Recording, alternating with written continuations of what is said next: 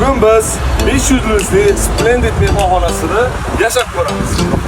Mehmonxonamizga kirishimiz bilan katta va hashamatli xo'rga ko'zimiz tushadi. Mehmonxona restorani juda ham isitish qurilgan, katta, bahaybat va 600 kishilik o'rindig'i bor. Undagi ovqatlarning xilma-xilligini ta'riflashga til ojizlik qiladi.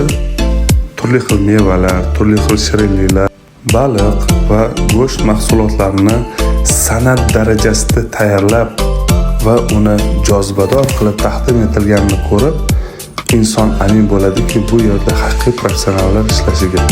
Mehmonxonada jami 6 ta basseyn bor, 3 tasi yopiq va 3 tasi ochiq. Mehmonxona o'zini qumli shaxsiy plajiga egadir va unda voleybol o'ynashga ham sharoit bor. Endi esa bir room tur qilamiz. Chap qo'lda shkaf joylashgan, yeshalkalar ichkari asosiy tak xalatlari bor. O'ng qo'limizda vanna qilib qo'ygan ekan, chiroyli taxlangan, bu dushi ham bor, bunaqa joyi ham bor. Bitta qiziqtirgan savol bu, ko'rasizlar. Hech tushunmadim nima bu qilinganini. Chochlari akkuratni, lekin stiliga gapirish mumkin emas. Просто mana bu narsani sal tushunarsizroq biz uchun.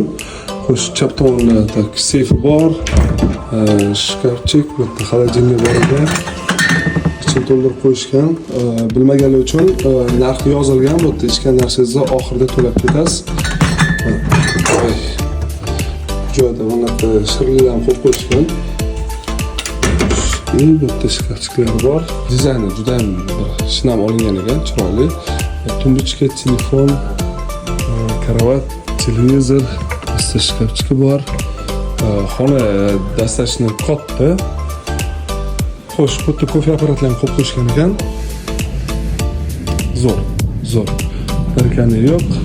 Tak, yong'in boshlanib, bitta qisqagina kichkina balkonimiz bor.